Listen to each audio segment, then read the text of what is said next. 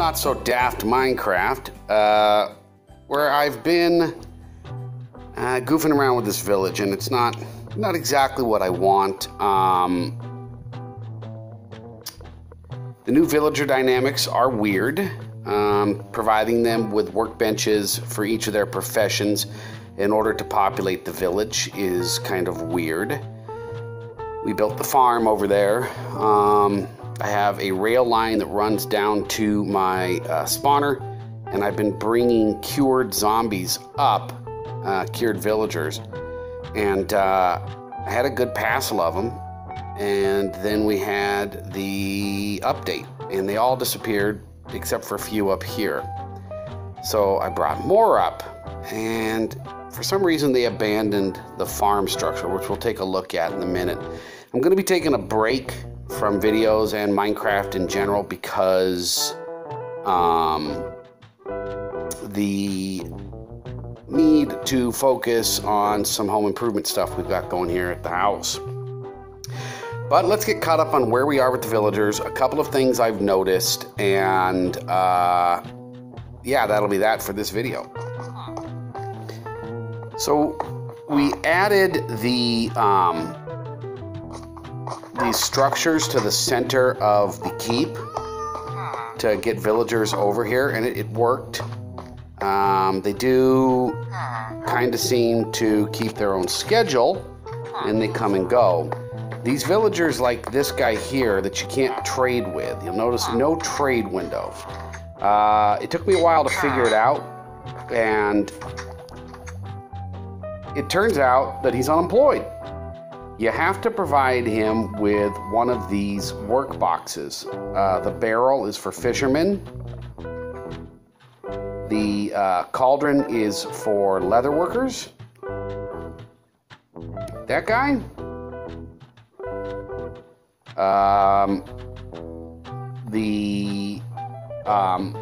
What is this thing called? Composter is for farmers.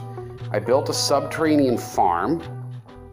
They haven't discovered it yet because you'll notice the vegetables are still in pretty good order and they tend to goof it up.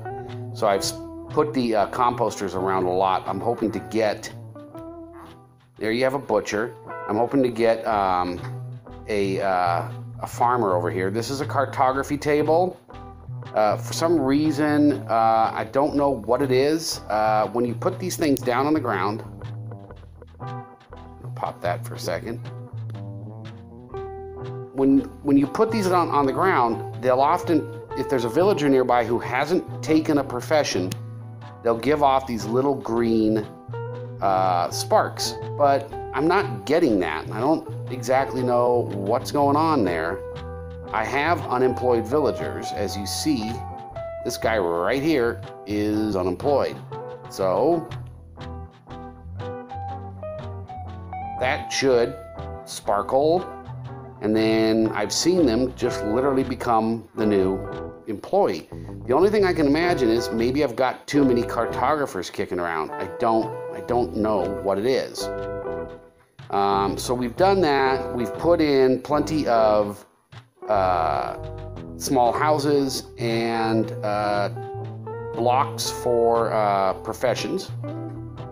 I added a row of iron bars here because if I do bump a villager, I have no way to get out of here because my only way in is through this door here, and I can't get in while I'm getting beaten up by iron golems.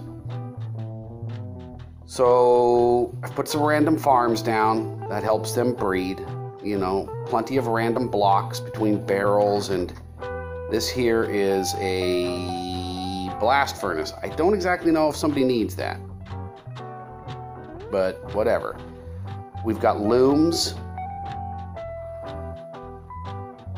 We've got plenty of butchers. I think this is a fisherman. Yep. You have to trade up with each one of them to unlock all of their trades. I do wish that trading up with one fisherman traded up with all fishermen. Now the village gets kind of sparsely populated through here. Again, can't figure out why they don't seem to like these areas. But I have had some luck down here with some villagers. but I've never seen anybody occupy these houses. Mostly they're using these doors here and these fields. So it's successful in that indeed we do have, you know, plenty of people. I mean, you can't argue that. Found a wonderful use for the fire pit, and that is a kind of unrealistic fire coming out of the chimneys there. It's one of the benefits of trading. You can make them quite easily, but they're also a trade. They're one of the trade tiers. We have the city hall over there. I don't know if I have a video where we've done it. I've got the fountain here.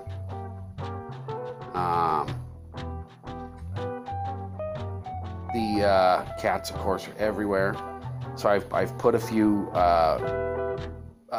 blocks around here. These bells, pretty cool. There's a couple nearby villages. I wish you could tune them so they made different noises. Plenty of lamps. I like the way they look. This is the upper end of our city hall. Not much to speak of, to be honest with you. Just another building.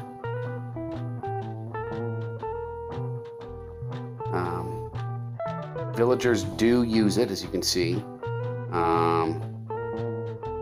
It's got a basement.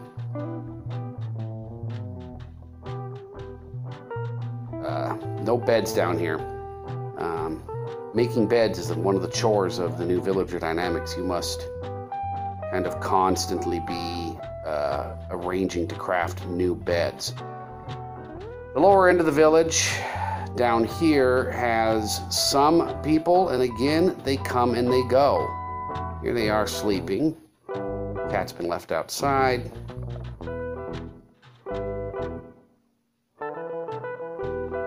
We added some ivy to the towers, which really helps. They look pretty authentic.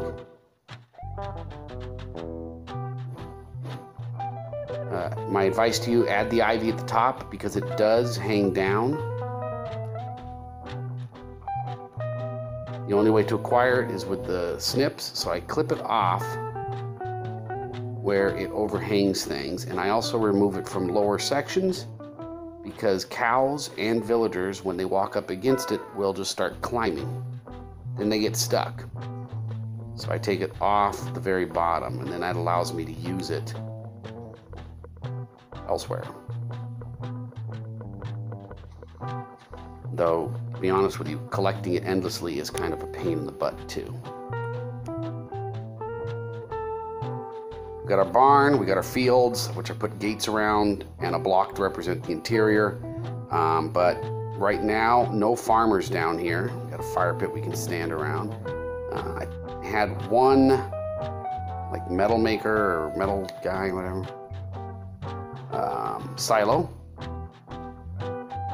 Couple houses. Main ranch house, which is pretty cool actually. We have our train line that's bringing the people up from the when we get them cured. If I go through another round of that, I'll just fence it off again. So they are forced to use this house, which I'm not 100% certain. I may be giving myself trouble because I got 2 blocks here that block the sky, and then this door should have 1, 2, 3, but then this door. So I actually think if I realign these doors, I can eliminate some of my conflict. I don't think this door should be here. I think it should be right here. But that's part of the problem is your doors can't conflict with each other. But no villagers here at the moment. I had a guy who was stuck out here, but he's gone. So it is a challenge to figure out exactly how it works.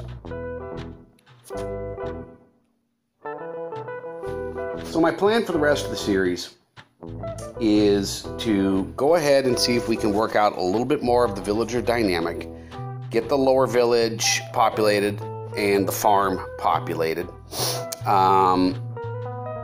that kind of satisfies this for me. It's been fun. It's the biggest build I've ever done. We'll run the end, kill the dragon. I have a video about that already, but every time I do a video, I feel like I get better at what it is I'm trying to do. So we'll go to the end and we'll see if we can make a nice clean run against the Ender Dragon and sort of some how-tos. That's going to be part of the video of activating the portal, going on an Enderman hunt, etc., etc., etc. And then I'll probably start a new world. And I want to tackle the village again. There's a better way to do it. This one's too big. It's too grandiose. It's really 5 or 6 villages, because what happens is the villagers breed, they spread, they wander around, and they start occupying new territory. And you end up with far more villagers than you need. And while it was fun to build all these structures, I would like to take a stab at a more basic, compact village. See how efficient I can get the process done. Until then, we'll be hanging kitchen cabinets and putting down flooring and all that sort of fun stuff, which is nowhere near as entertaining as filming yourself playing Minecraft. So, I hope not to be gone too long, and I'd like to thank you for watching Not So Daft Minecraft. I have been Gosub. You have been great!